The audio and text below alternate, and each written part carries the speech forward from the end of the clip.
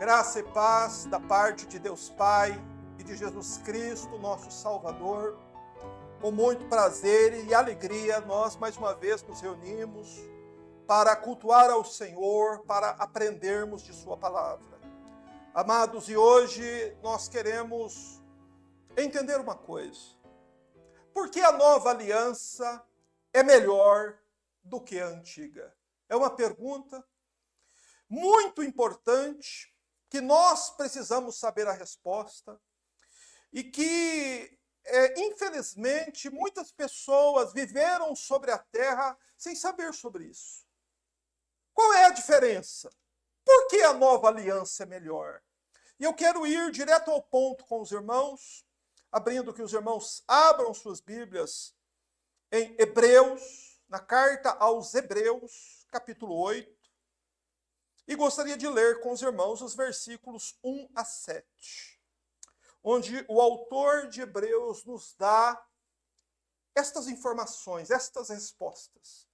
Por que a nova aliança é melhor do que a antiga? Hebreus capítulo 8, verso 1 diz assim: o ponto principal do que estamos dizendo é este.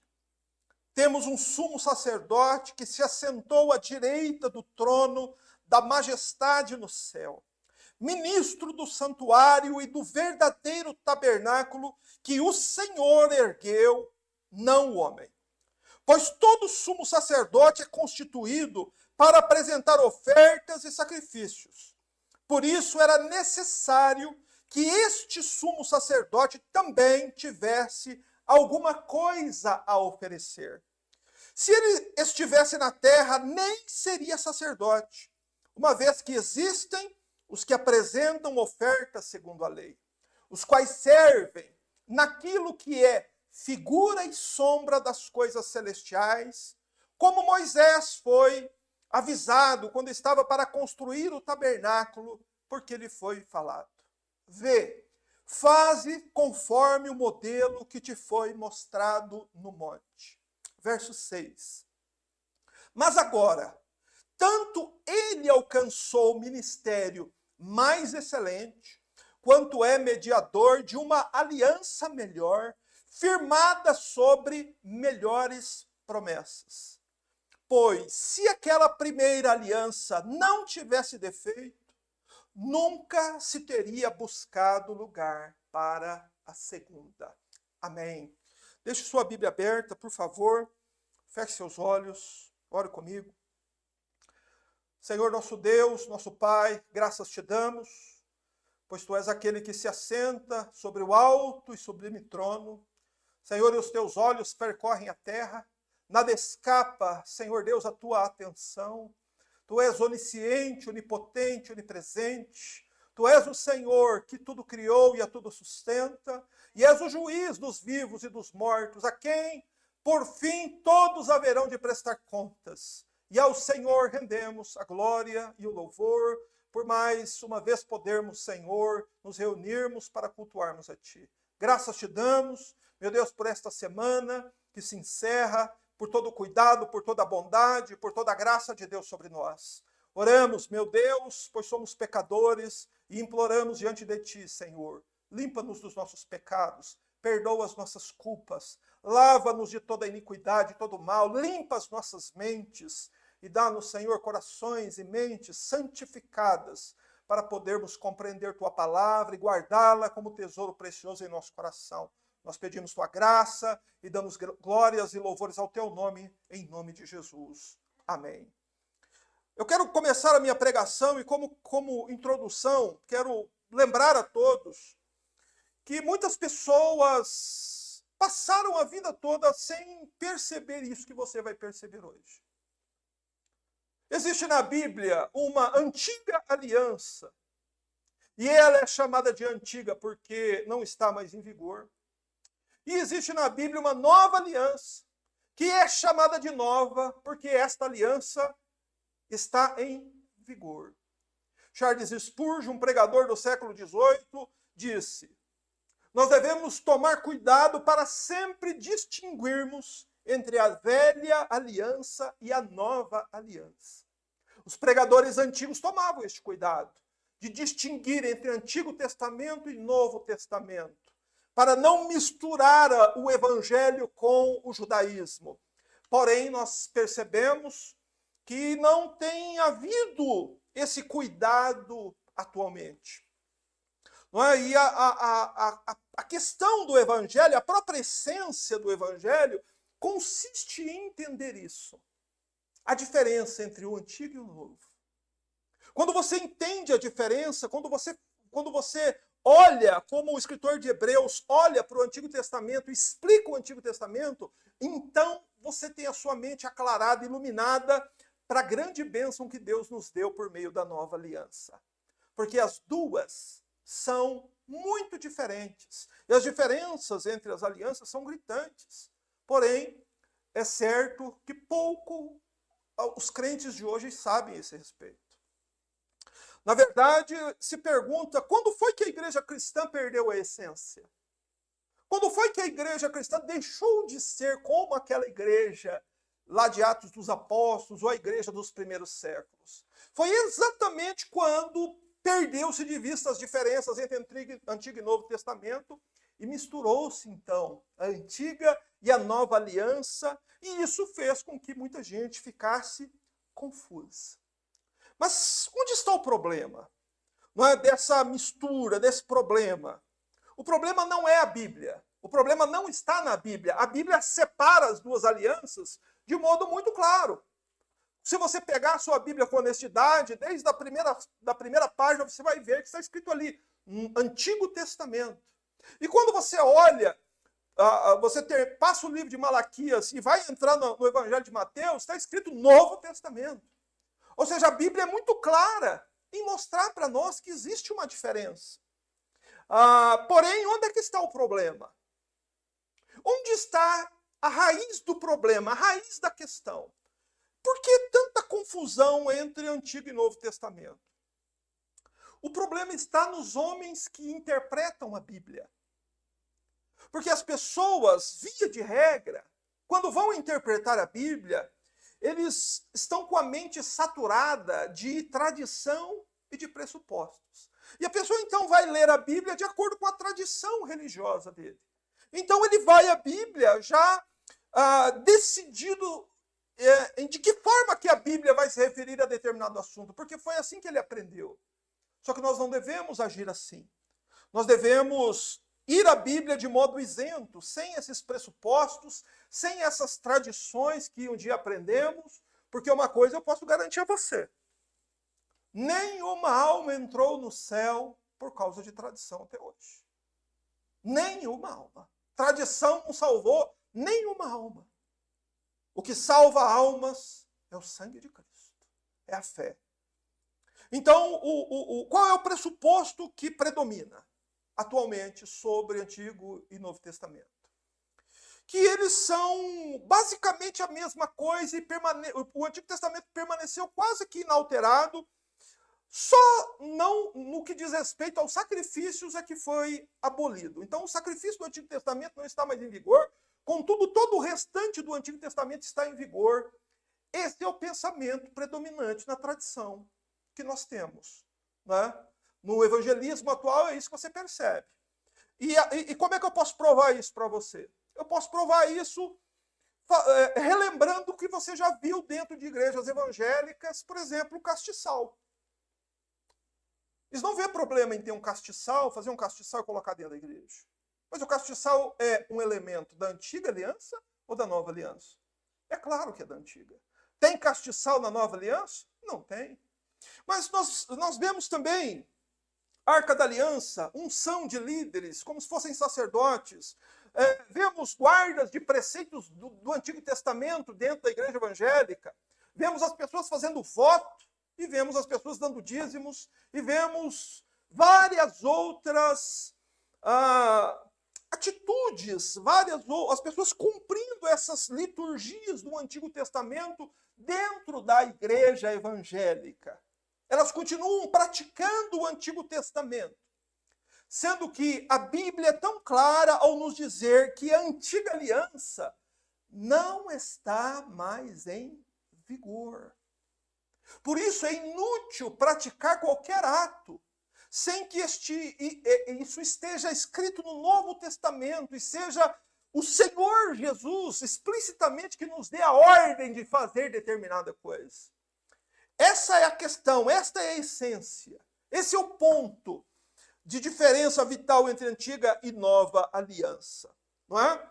Só que nós já falamos anteriormente que a antiga aliança, ela encerrou quando? Quando que ela chegou ao fim? No dia em que Cristo morreu na cruz. A Bíblia diz que quando morre o testador, o testamento entra em vigor. Não é? O Novo Testamento entra em vigor.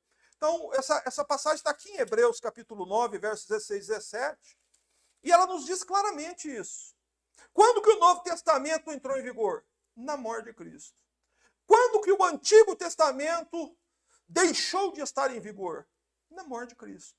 Então, a morte de Cristo marca tanto a inauguração da nova aliança, quanto a destituição da antiga aliança.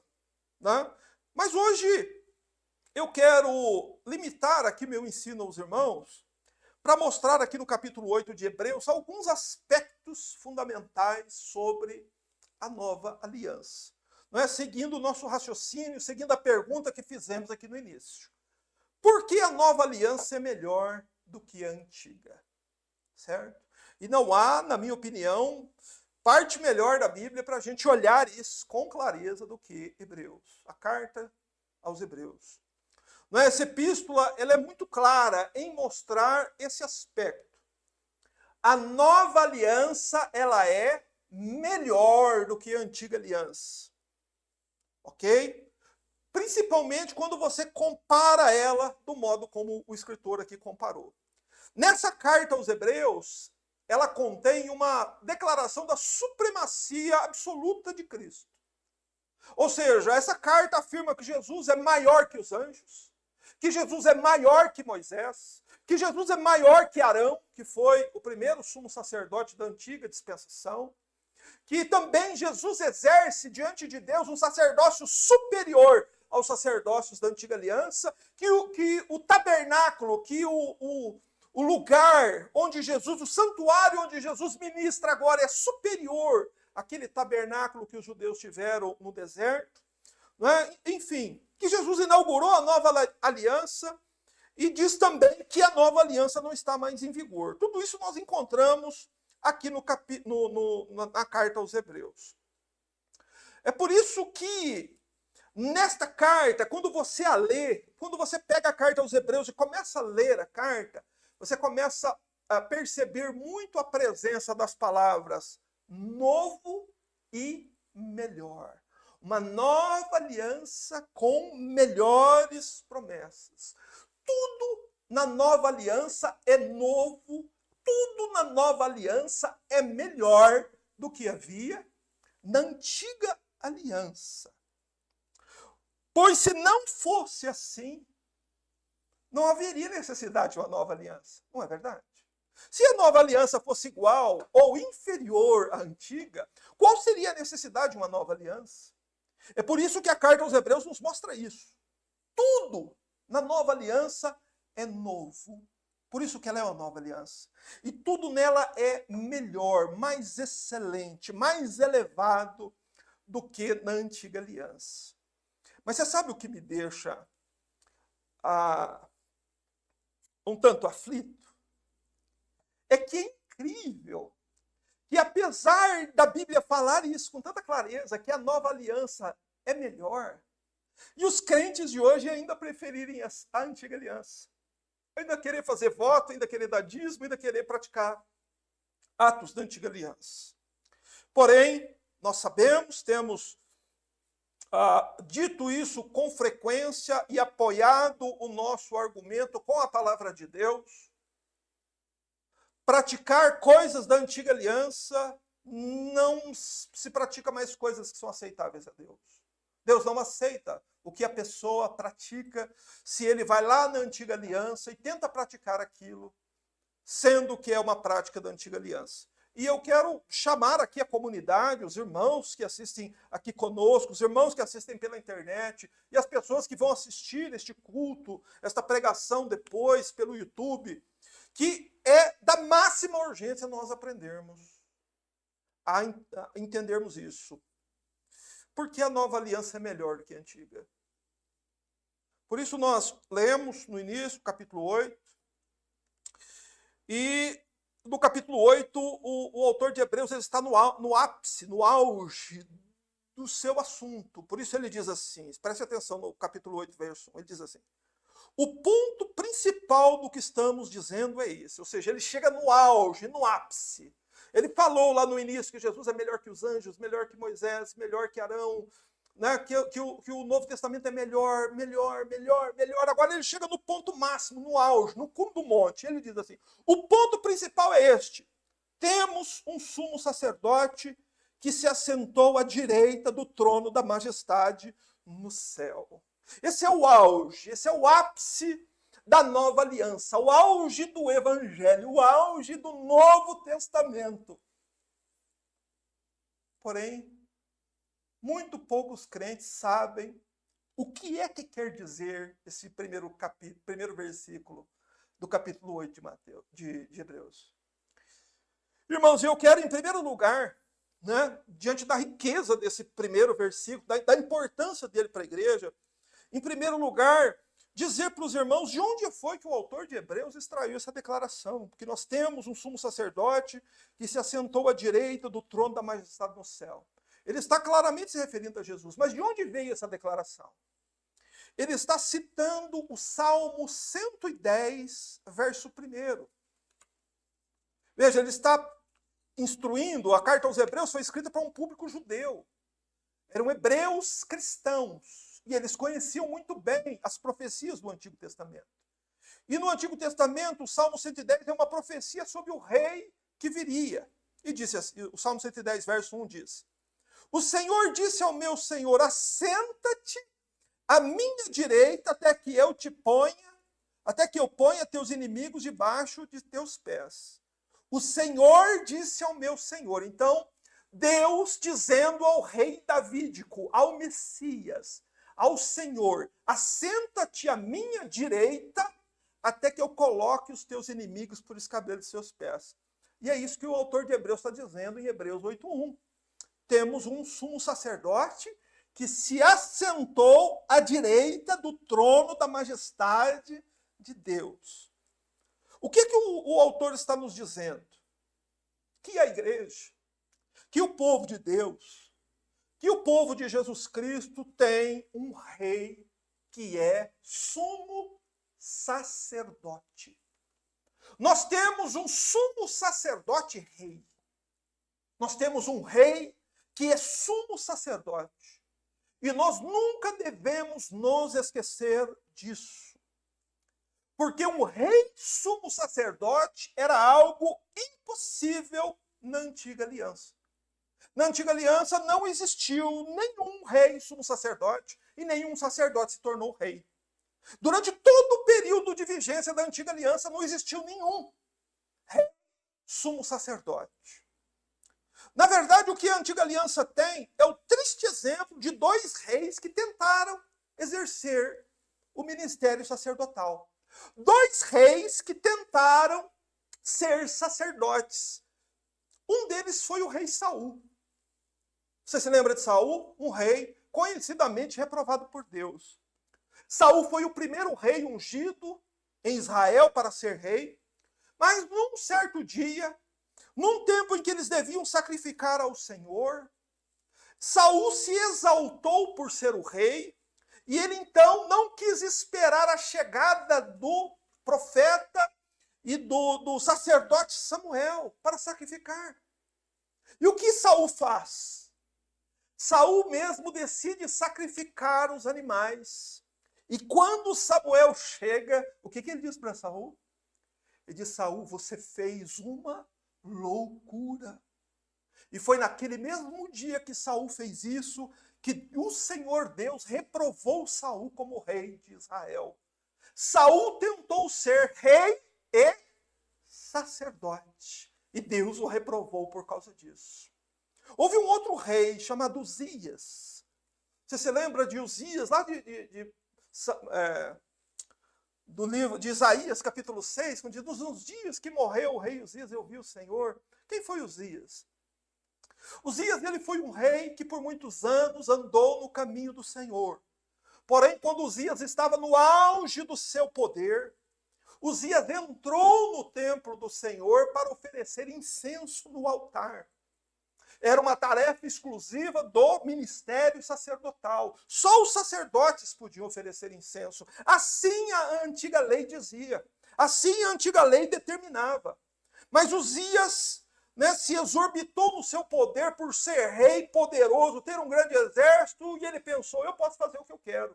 E ele foi, ofereceu incenso, e a Bíblia nos diz, em 2 Crônicas, capítulo 26, que no mesmo dia Uzias foi ferido de lepra por ir oferecer altar no incenso.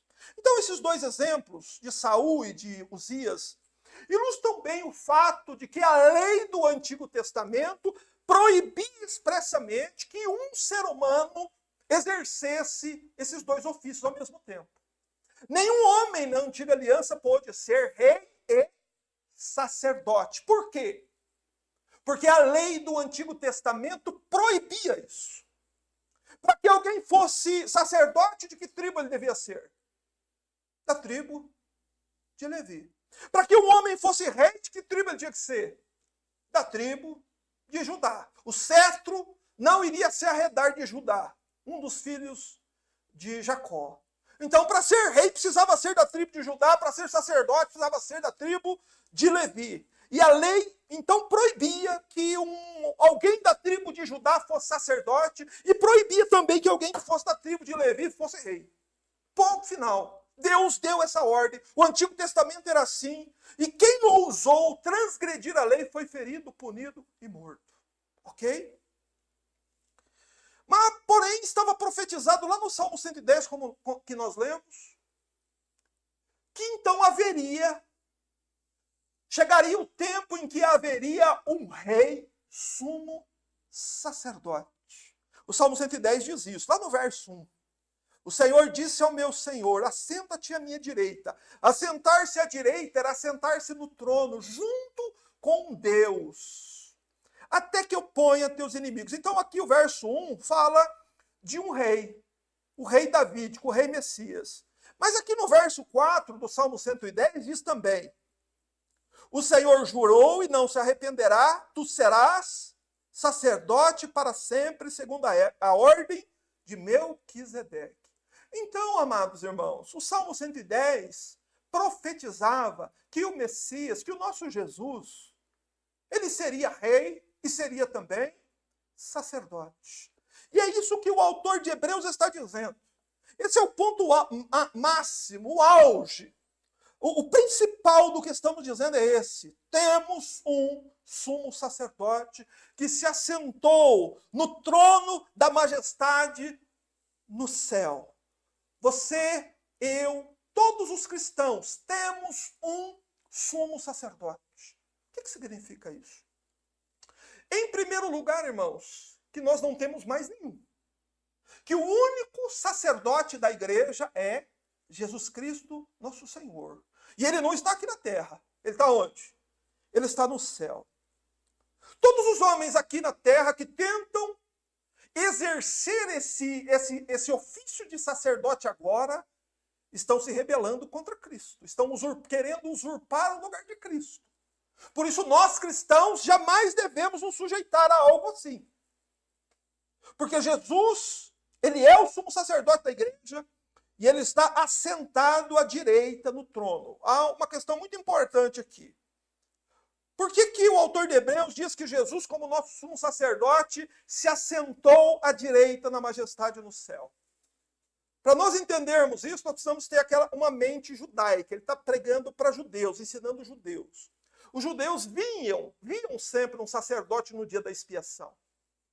Não, um sumo sacerdote, ele no dia da expiação tinha todo um trabalho que ele precisava realizar para expiar os pecados do povo, e ele só parava, ele só se assentava depois que o sacrifício, que todas as obrigações sacerdotais dele estavam terminadas, estavam cumpridas, finalizadas.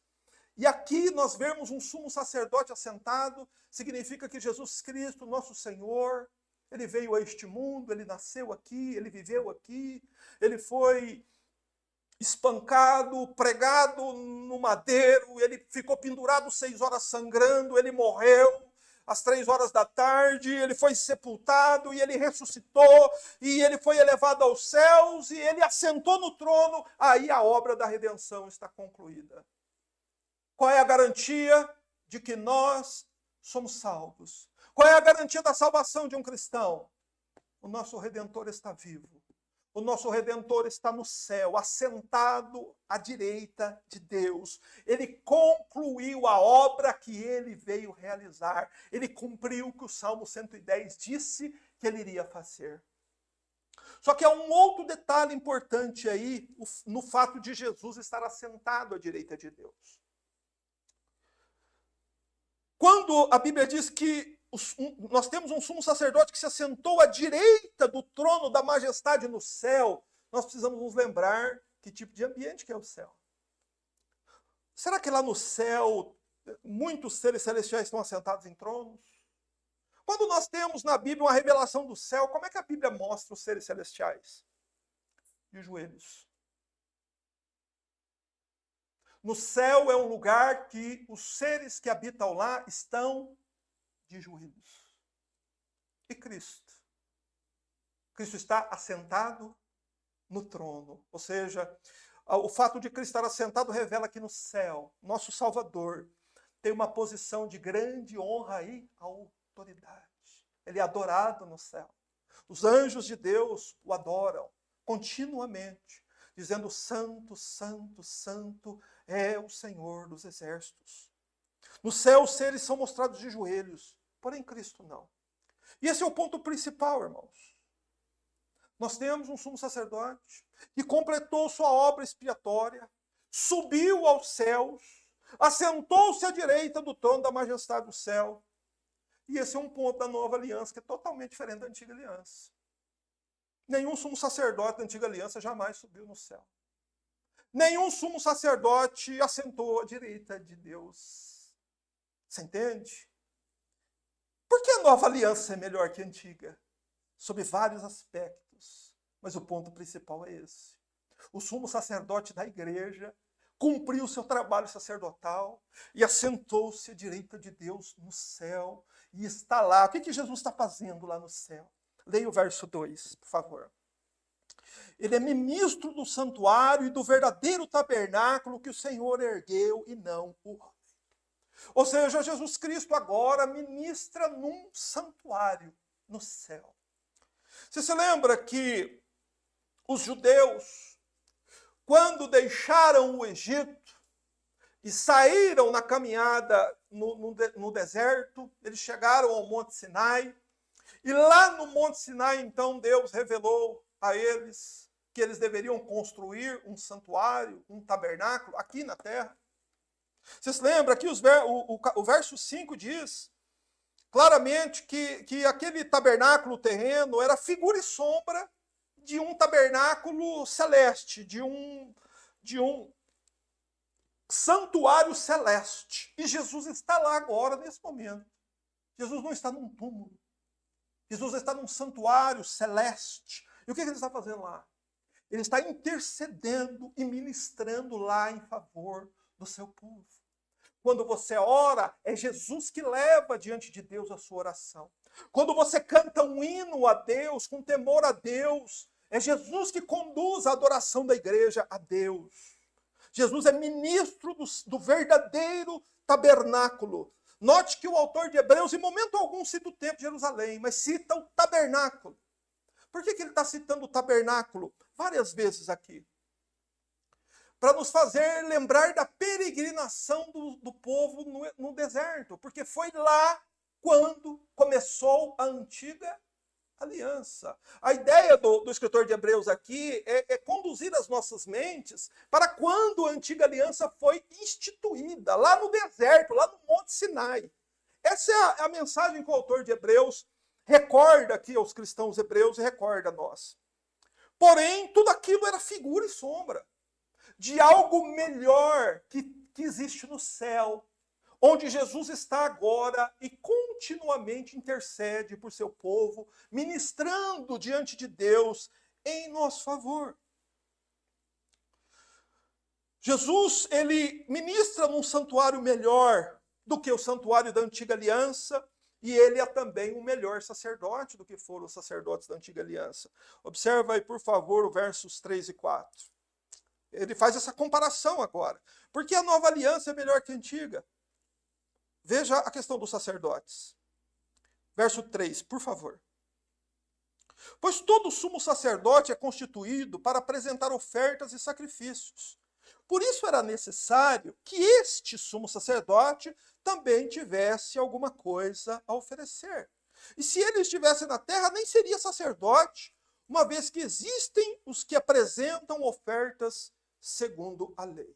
Veja, ele quer agora fazer que você, cristão, que nós comparemos quão melhor sacerdócio é o de Cristo frente ao sacerdócio do Antigo Testamento. Qual o melhor o sacerdócio de Cristo? Os sacerdotes da antiga aliança, eles foram constituídos pela lei de Moisés com o propósito de oferecer sacrifícios a Deus. Ok? Só que esses sacerdotes, quando eles iam oferecer um sacrifício, eles precisavam primeiro oferecer um sacrifício por causa dos pecados deles mesmos. Só depois eles podiam oferecer um sacrifício pelos pecados do povo. Você entende esse aspecto? Ainda que os sacrifícios fossem contínuos e o altar fosse sangrento, a Bíblia nos diz que 2 vezes por dia, de manhã e de tarde, sacrificavam cordeiros. Estes sacrifícios não expiavam os pecados. Eles apenas cobriam provisoriamente os pecados. O que o escritor quer nos informar aqui é o seguinte: a excelência da nova aliança, irmãos. Os sacrifícios da antiga aliança, eles eram sempre imperfeitos. Por quê? Porque eram realizados por sacerdotes imperfeitos. Por isso que eles só cobriam os pecados e não perdoavam de fato. E por isso também que a aliança anterior, ela foi anulada. Porque diz aqui o verso 7, versículo 18, que portanto, o mandamento anterior é anulado por causa da sua fraqueza e inutilidade. Ou seja, de que estava adiantando para o povo? Cordeiros sendo mortos de manhã e de tarde, sendo que aquilo não estava trazendo perdão para as pessoas que estavam levando as ofertas e preocupadas com seus pecados. E por isso que a nova aliança foi inaugurada. Mas agora com um sumo sacerdote perfeito. O que significa isso? Você quer ter uma ideia do quão perfeito Jesus Cristo é? Leia aqui, por favor, Hebreus 7, 26. Veja o que o escritor diz aqui. Porque precisávamos de um sumo sacerdote como este, santo, inocente, imaculado, separado dos pecadores, tornado-se mais sublime que o céu. Então esse é o nosso sumo sacerdote. Esse foi o sacerdote que apresentou diante de Deus a oferta por nossos pecados, irmãos. Ele é santo, inocente, imaculado, separado de pecadores. O que quer dizer isso, separado de pecadores? Quer dizer que o próprio Deus Pai separou Cristo para a obra do sacrifício que ele haveria de realizar por nós. E Deus então pega este sumo sacerdote perfeito e apresenta ele mesmo como oferta do sacrifício pelos nossos pecados. Essa é a nova aliança. Um sumo sacerdote perfeito apresenta a si mesmo como uma oferta pelos nossos pecados. Veja o quanto a expiação da nova aliança é superior da antiga.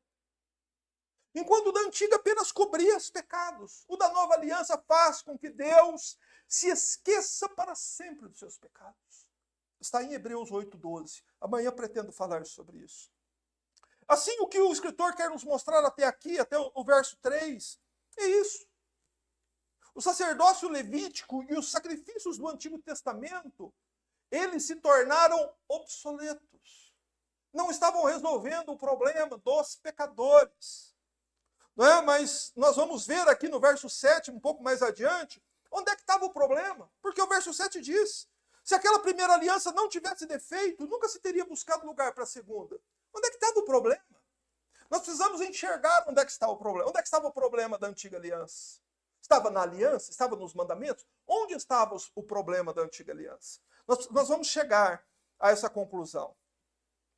Mas, enquanto isso, olhe aí para o verso 4, que ele diz o seguinte, que enquanto Jesus estivesse aqui na terra, ele não podia ser sacerdote. Pense sobre isso. Se ele estivesse na terra, porque ele diz que Jesus está sentado diante de Deus no céu, se ele estivesse na terra, nem seria sacerdote, uma vez que existem os que apresentam ofertas segundo a lei. Não é? A lei de Moisés impedia que Jesus fosse sacerdote aqui na terra. Estranho, não é? Por quê? Porque Jesus não era da tribo de Levi, Jesus era da tribo de Judá. Ok? Então a lei proibia que Jesus exercesse o sacerdócio, que Jesus colocasse aquela roupa sacerdotal, entrasse lá no templo e oferecesse um sacrifício, mesmo sendo ele o Filho de Deus. A lei proibia que Jesus fizesse isso. Mas então isso requer de nós a resposta de uma pergunta. Como é que foi possível que Jesus Cristo pudesse exercer o ministério sacerdotal, sendo que a lei proibia isso? Isso é uma pergunta muito importante mesmo. É porque quando Cristo morreu na cruz, amados irmãos, foi estabelecida uma nova aliança, você já ouviu isso, né? Só que quando Jesus morreu na cruz, foi estabelecido também uma nova lei. Isso talvez você não saiba. Hebreus 7:12, por favor. Volta a página da sua Bíblia. Está tudo aqui em Hebreus. Hebreus 7:2 diz: pois, mudando o sacerdócio, necessariamente se faz também mudança de lei. Pois mudando o sacerdócio, necessariamente faz também mudança de lei. Você entendeu o que está escrito aqui? Quando se muda o sacerdócio, quando há uma alteração na linhagem sacerdotal, além de mudar essa linhagem sacerdotal, o que precisa mudar junto? A lei. Então, a nova aliança trouxe consigo também uma nova lei. Ok? Como nós aprendemos aqui no último domingo, a lei de Moisés ela tinha um caráter profético, que se cumpriu inteiramente na vida, no ministério e na morte de Jesus. E quando essas profecias se cumpriram, elas chegaram ao fim. Por isso que Paulo diz que o fim da lei é Cristo. Quando Cristo morre na cruz, a lei chega ao seu fim. Por quê? Porque se cumprem todas as profecias da lei acerca dele. Foi na morte de Cristo que a antiga lei e a antiga aliança se cumpriram e chegaram ao fim. A lei da antiga aliança e a antiga aliança em si, elas encerraram quando Jesus morreu. Ali elas se cumpriram e chegaram ao fim. Mas então, no mesmo instante, entraram em vigor uma nova aliança e também uma nova lei. Por isso que muda o sacerdócio, precisa também mudar a lei. Mas, que lei é essa? Onde que eu encontro essa lei? Como é que a Bíblia chama essa lei? Nós já aprendemos aqui, pela palavra de Deus, que os 10 mandamentos são mandamentos que foram dados aos judeus lá no Monte Sinai da Antiga Aliança, e eles encerraram quando Cristo morreu. Que Cristo veio ao mundo exatamente para cumpri-los. Mas que outra lei é essa? Qual é a lei da nova aliança? Irmãos, o apóstolo Paulo chamou essa lei da nova aliança de lei de Cristo. Mas isso também é uma coisa que eu sei, estou certo, que muitos crentes de hoje sabem a respeito. Lá em 1 Coríntios, capítulo 9, versos 20 e 21, não precisa abrir, mas você pode anotar o endereço e depois conferir lá. Paulo chama a nova lei de Cristo. Então existe uma nova aliança e existe também uma nova lei. Jesus é um rei, irmãos. Isso quer dizer que ele tem um reino. E todo reino tem o quê? Tem leis.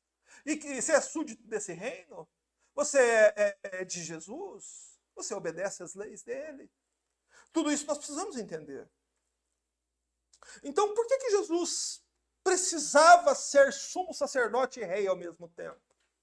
Meus irmãos, porque como uma nova aliança foi instituída, era necessário um sumo sacerdote para intermediar a relação entre os homens e Deus. Você precisa aprender algo sobre Deus muito importante que talvez você não entendeu até hoje, meu amado. Deus não aceita você diretamente. Essa ideia gospel, pentecostal que as pessoas têm hoje de Deus, não é bíblica. O santo de Israel ele não tem relação direta entre o homem e ele.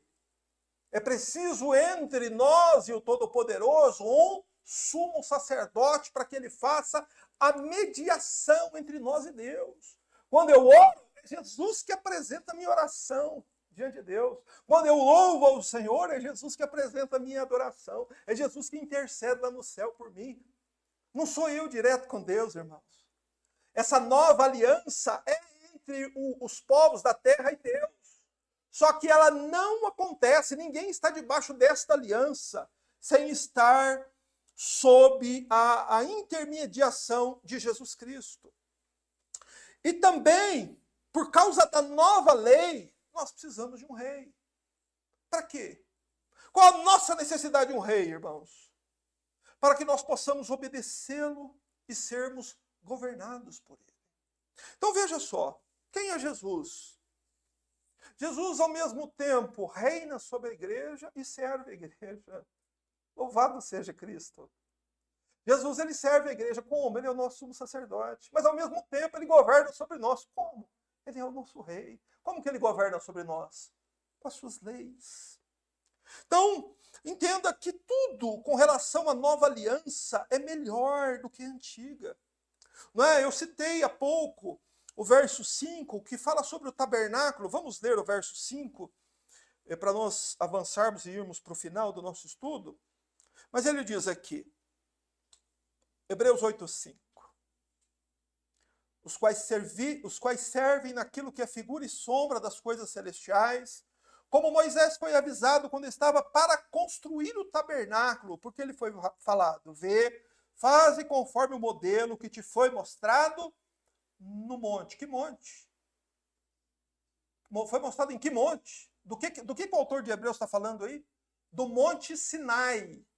Você lembra? Ele quer que a nossa mente permaneça lá no deserto do Sinai, lá no Monte Sinai, para que a gente entenda a diferença da nova aliança com a aliança que foi firmada no Sinai. Essa é a ideia. Ele diz aqui que as coisas da antiga aliança, inclusive o tabernáculo que o povo israelita, onde eles levavam os sacrifícios e onde os sacerdotes da linhagem dos levitas ofereciam sacrifícios, aquele tabernáculo, aquelas coisas que existiam ali, o candelabro, o altar de incenso, o próprio altar do holocausto, o lugar santo, o santo dos santos, a arca da aliança, tudo aquilo era figura e sombra das coisas celestiais. Não é? Qual é a ideia aqui? Mais ou menos a ideia por trás disso é a seguinte: haviam as sombras, aquelas coisas eram como sombras que apontavam para Cristo. Porém, quando Jesus Cristo apareceu, quando Jesus Cristo veio, aquela sombra se torna desnecessária. Não é? Ela se torna, ela some, ela desaparece. E essa é a ideia. Que essas coisas do Antigo Testamento deveriam desaparecer, porque Cristo apareceu. Então, nós não precisamos de coisas da antiga aliança dentro da igreja. Nós precisamos de quê?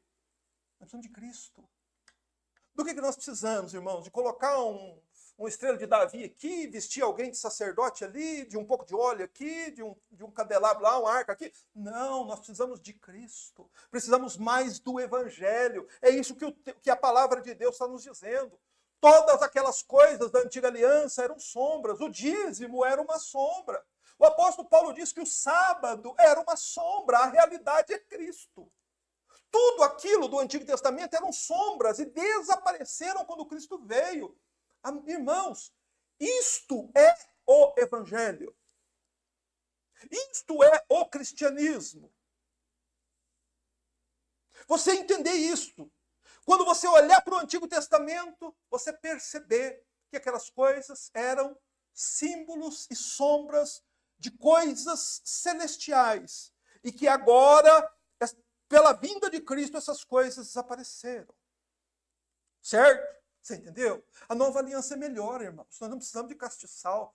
Nós não precisamos de arca da aliança. Nós não precisamos da estrela de Davi. Só que todas essas coisas são símbolos que apontam para Cristo. E quando eu vou lá no Antigo Testamento e estudo sobre a arca, eu entendo mais sobre quem é Cristo. Eu entendo mais sobre a nova aliança. Eu compreendo mais sobre as coisas celestiais. Você entende?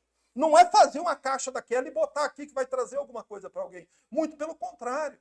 Se torna um objeto de idolatria. Se eu trouxer alguma coisa daquela e colocar aqui dentro. O que essas igrejas estão fazendo? Idolatria. Idolatrando objetos da antiga aliança que foi abolida por Cristo. Quando, na verdade, deveriam fazer o que nós estamos fazendo aqui. Fazendo com que as pessoas percebam quão melhor é a nova aliança. Mas agora já, indo para o fim, olhe aí, por favor, o verso 6, pois nos diz também que o ministério de Cristo é melhor, é mais excelente do que o ministério dos levitas. Diz assim. Mas agora, tanto ele alcançou o ministério mais excelente, quanto é mediador de uma aliança melhor, firmada sobre melhores promessas. Note a ênfase aí na repetição das palavras melhor e excelente. Você está entendendo? Você precisa compreender isso. Por que a nova aliança é melhor que a antiga? Porque tudo nela é melhor, irmãos. Tudo na nova aliança é melhor. Agora, do que o escritor está dizendo aqui? Está dizendo que o ministério de Jesus é melhor do que o ministério dos levitas. Não é? A palavra ministério, ela refere-se aqui àquele ofício sacerdotal dos levitas da antiga aliança. O que era um levita, um sacerdote da antiga aliança? O sacerdote, ele servia como um mediador entre Deus e o povo. Você entendeu? Uma pessoa, ela não podia ir diretamente a Deus. Ela precisava de um sumo sacerdote. O que acontecia se um homem comum entrasse lá de peito aberto e fosse entrando no tabernáculo lá dentro e entrasse lá no Santo dos Santos? Ele morria. Ele era fulminado. A cortina estava fechada. Isso quer dizer que os homens não podiam ir direto a Deus. Deus não aceitava os homens na presença dele. E isso foi claramente revelado na aliança do Sinai. O povo não pôde subir o monte, o povo teve que ficar embaixo. O povo não tinha acesso a Deus. Então, o sacerdote da antiga aliança, ele tinha essa função de intermediar. Só que quando o Senhor Jesus veio, o que aconteceu com o ministério levítico? Eles se tornaram simplesmente obsoletos, desnecessários. Por quê? Porque agora Jesus tem um ministério mais excelente. O que significa isso? Um ministério mais perfeito que o deles. Um ministério inigualável. Ninguém pode ter um ministério excelente quanto o de Cristo. E além deste ministério mais excelente, Jesus é também mediador de uma aliança melhor. Jesus é o único mediador entre Deus e os homens. E é preciso você entender isso. Para um pouco aqui. Dá uma respirada. Nós encontramos muitas igrejas, desde o tempo da Igreja Católica Medieval. Hoje, muitas igrejas evangélicas, líderes, que eles se colocam diante das pessoas como se eles fossem os mediadores entre aquela pessoa e Deus, entre aquela congregação e Deus. E como que eles fazem isso? Eles alegam que você não pode ir a Deus sem eles. Você entendeu? Eles alegam que você, sem eles, não tem Deus. Você só tem Deus se você estiver com eles. O que eles estão dizendo? O que eles são? Estão se colocando na posição de mediadores. Só que cuidado com essas pessoas. Cuidado com esse tipo de gente. Cuidado com essas coisas. Porque essas pessoas estão se colocando numa posição que só pertence a Jesus Cristo. Você não precisa de ninguém além de Cristo para você ir para o céu. Você entendeu isso?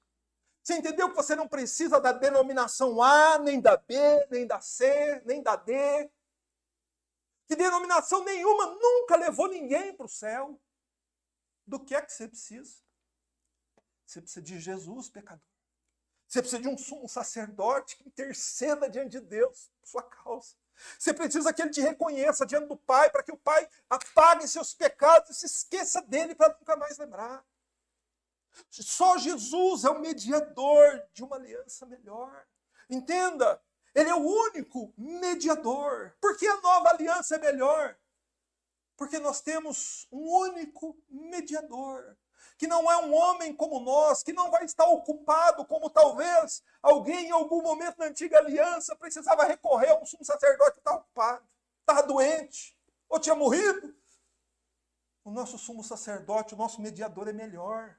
Ele está 100% disponível para nos ajudar, para nos auxiliar, para nos socorrer em todo o tempo, irmãos.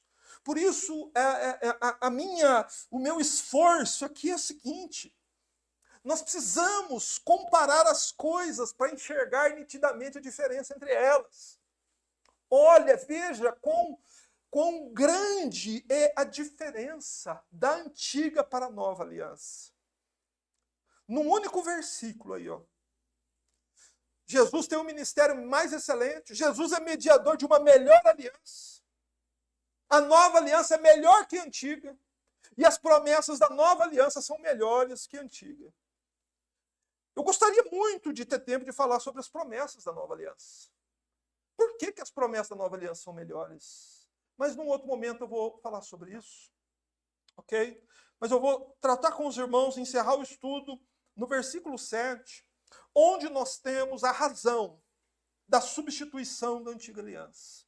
Por que a antiga aliança, a primeira aliança foi substituída? Verso 7, por favor. Está escrito: pois se aquela primeira aliança não tivesse defeito, nunca se teria buscado lugar para a segunda. Então, algo está muito claro neste versículo. Existiu uma primeira aliança e existe uma segunda aliança. Mas se faz necessário uma pergunta também para nós entendermos o versículo, né? Deus errou quando estabeleceu a primeira aliança, sabendo que ela deveria ser substituída? Mas por que então Deus instituiu uma aliança, sendo que ela seria substituída depois? Irmãos, tudo que nós já temos, tudo que nós entendemos da Bíblia, toda a Bíblia, desde a criação do homem até o final do livro de Apocalipse, que já mostra a eternidade, as coisas eternas, tudo que acontece está dentro dos propósitos eternos de Deus. Portanto, o problema da antiga aliança, da primeira aliança, não estava na aliança. O defeito, a falha, não estava na aliança. Também não estava no Deus da aliança. Mas onde é que estava o problema? Onde que estava o problema? Qual é o problema da primeira aliança? O povo da aliança. Por que o problema da aliança era o povo da aliança? Lembre-se, Deus deu a lei no Monte Sinai aos judeus recém-saídos do Egito. Isso tem que estar fixado aí. Você se lembra que eu li aqui no último final de semana, aquela passagem onde Deus dá a lei para Moisés no Sinai, e o que Moisés faz logo em seguida? Moisés lê a lei para o povo da aliança. E o que eles fazem depois de ouvir toda a lei? Eles concordam. Eles dizem o seguinte: nós vamos fazer tudo que o Senhor mandou. Nós vamos cumprir a lei. Nós vamos obedecer o Senhor. Senhor, tudo que o Senhor mandar, nós vamos fazer. Certo? Não foi essa a disposição que o povo mostrou lá? Foi ou não foi? Foi. Só que a pergunta é: eles conseguiram? Não. O que aconteceu? Eles sempre falhavam. Eles sempre falhavam em obedecer a Deus. E por que eles sempre falhavam? Há uma resposta importante, um aspecto importante. Porque a primeira aliança, irmãos, exigia do povo obediência contínua e perfeita. Quer dizer, o povo tinha aquela lei exterior gravada em tábuas de pedra ou no livro da aliança, 613 mandamentos, de acordo com os estudiosos aí, e o povo devia seguir a todos sem nunca tropeçar em nenhum. Isso era humanamente impossível de cumprir. Não é? Ou será que existiria algum ser humano capaz de cumprir algo assim? Então, a questão com relação à primeira aliança, o defeito não estava nela, estava nos homens, estava nas pessoas. É por causa da fraqueza da carne do homem que ele não consegue cumprir a aliança com Deus. É aquilo que o apóstolo Paulo disse em Romanos 7,14. Paulo disse: a lei era espiritual e eu sou carnal. Então a lei, ela é espiritual e os homens são carnais. Portanto, que você entenda uma coisa, que a fraqueza da primeira aliança não estava na aliança, não estava nos termos da aliança, não estava em Deus, não estava na palavra, não estava na lei. O problema estava onde? Nos homens, no povo. Por isso mesmo, irmãos, por causa dessa fraqueza dos homens em obedecer à aliança, Deus fez o quê? Deus mostrou aos homens que eles não podem obedecer a Deus na primeira aliança. E depois o que ele fez? Deus enviou seu Filho, aleluia. Deus enviou Jesus Cristo ao mundo, para quê, amados? Para que ele cumprisse perfeitamente a lei. E ele veio, e o que ele fez? O único da raça humana que conseguiu cumprir a lei perfeitamente em toda a sua vida, ministério e morte. E por isso a lei encontrou o que em Cristo? O seu cumprimento e o seu fim. Por isso que a Bíblia diz que o fim da lei é Cristo, para a justificação de todo aquele que crê.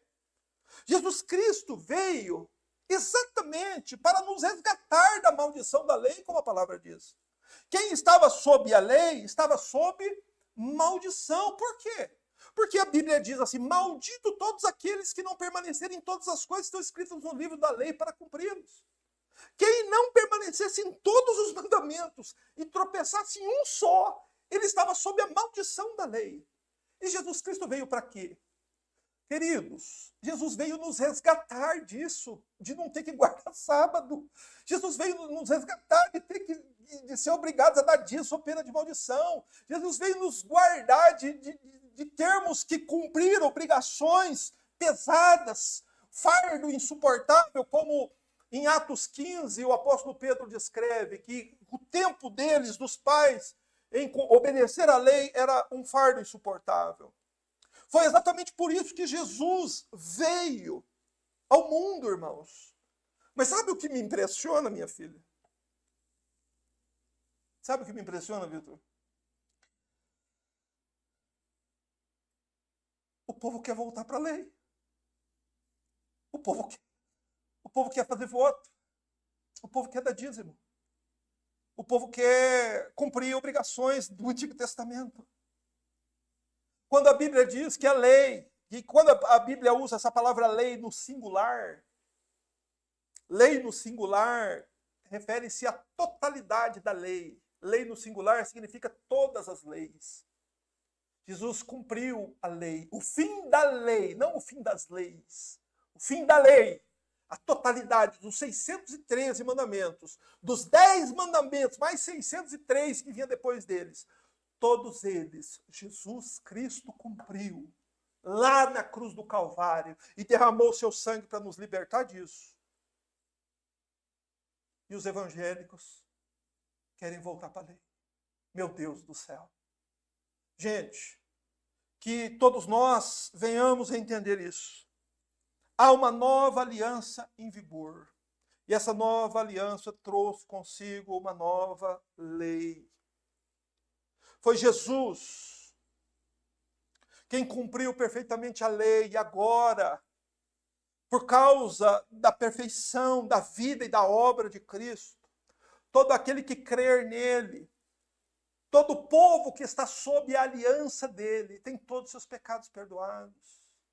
Você lembra de Mateus 1:21, que eu tanto cito? Mateus 1:21 diz que ele veio salvar o seu povo dos seus pecados. Que povo que ele veio salvar? O povo da aliança.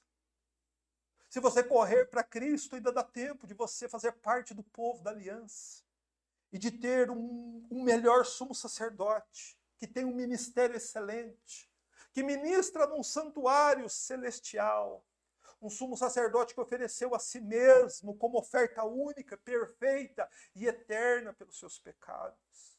Os judeus da antiga aliança não tinham isso. Mas a você é oferecido isso todas as vezes que o evangelho é pregado. E por isso o apóstolo Paulo diz: mas agora fomos libertos da lei, tendo morrido para aquilo que estávamos presos, para servir na novidade do Espírito e não na velhice da letra. Romanos capítulo 6, verso 7. Você entendeu o que Paulo disse? Paulo disse que nós fomos libertados da lei, como se nós estivéssemos escravizados pela lei, mas fomos libertos. Morremos para aquilo que estávamos presos. Para quê? Qual a razão? Para servirmos em novidade do Espírito. Aqui é uma outra questão vital, irmãos. Porque a nova aliança é melhor que a antiga, irmãos. Na antiga aliança, os judeus não tinham o Espírito Santo para ajudá-los a obedecer os mandamentos da antiga lei. Na nova aliança, o que aconteceu no dia do Pentecostes? O Espírito Santo foi derramado sobre a igreja. E ele, então, nos ajuda em nossas fraquezas. E ele, então, milita contra a nossa natureza carnal, para que nós não venhamos a pecar. A nova aliança é muito superior à antiga. Ela é melhor e mais excelente em todos os aspectos. Por isso, não viva mais pela lei da antiga aliança, e sim pela lei da nova aliança. Onde que você a encontra? Você encontra num novo monte. A antiga lei foi dada no Monte Sinai, a nova lei foi dada no monte, lá em Mateus 5, 6 e 7. Lá está a nova lei. Jesus Cristo, ele é o sacerdote rei. Você crê nele? Você está nele? Você é de Jesus? Então por que você ainda continua na lei de Moisés? Por que você continua querendo ainda guardar sábado? Ainda tem medo de comer carne de porco? Por que você tem medo ainda de fazer um monte de coisa que a lei do Antigo Testamento... Por que você fica ainda guardando dias? Tem gente que está guardando domingo. Onde que Jesus mandou fazer isso? Por que você ainda continua acreditando que instituições e homens podem intermediar a sua relação com Deus? Você está na nova aliança, crente. Ninguém intermedia a sua aliança a não ser Jesus Cristo, Salvador. E por que você continua fazendo voto, dando dízimo, fazendo coisas da antiga aliança? Por que você continua fazendo esses rituais de judeus? Estamos na nova aliança, irmãos. Cristo governa sobre nós. Jesus Cristo é o nosso rei e nosso sumo sacerdote. Amém. Graças a Deus. Feche seus olhos. Vamos orar. Senhor, glorificamos o teu nome. Te exaltamos, ó Cristo. Pois tu és aquele que estás à direita do Pai nos céus. E cumpriste, Senhor, tudo o que era necessário para a redenção das nossas almas, para o perdão dos nossos pecados, para que nós tivéssemos, Senhor, a nossa entrada assegurada no céu. Cremos em Ti, Senhor. Tu és sumo sacerdote e rei sobre o Teu povo. Senhor, e de mais ninguém precisamos, senão da tua intermediação, senão de ti, Senhor. Ajuda-nos a viver o Evangelho, Senhor, neste tempo de tanta confusão, de tanto a judaização do cristianismo. Ajuda-nos a viver libertos destas coisas e vivermos na liberdade a qual o Senhor nos concedeu. Graças damos a ti, nosso bendito Senhor e Salvador. Amém.